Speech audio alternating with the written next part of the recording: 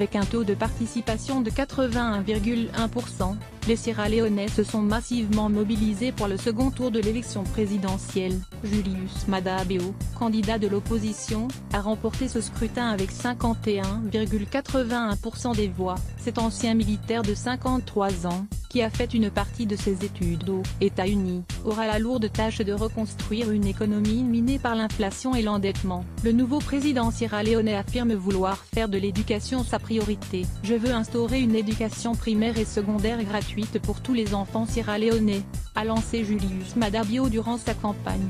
Avec son épouse Fatima, il a lancé en 2014 une fondation pour venir en aide aux enfants défavorisés, aux femmes et à la jeunesse catholique. Il est marié à une musulmane, et est père de 4 enfants. Sortir de la pauvreté, mais le principal défi sera économique. 16 ans après une terrible guerre civile qui avait fait 120 000 morts, la Sierra Leone reste à reconstruire. L'économie est toujours pénalisée par une épidémie d'Ebola qui a fait 4 000 victimes entre 2014 et 2016 et une corruption endémique.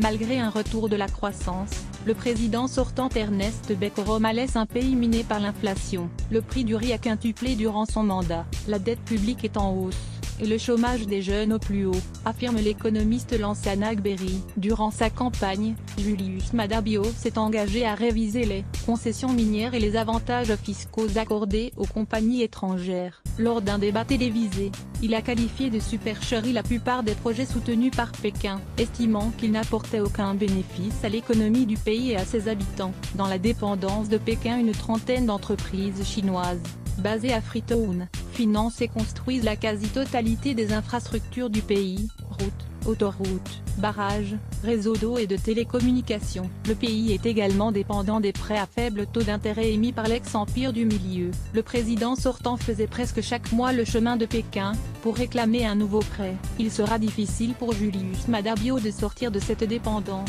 La marge de manœuvre dont dispose le nouveau président semble limitée, d'autant qu'il devra gouverner avec une Assemblée nationale largement dominée par l'opposition, une première en Sierra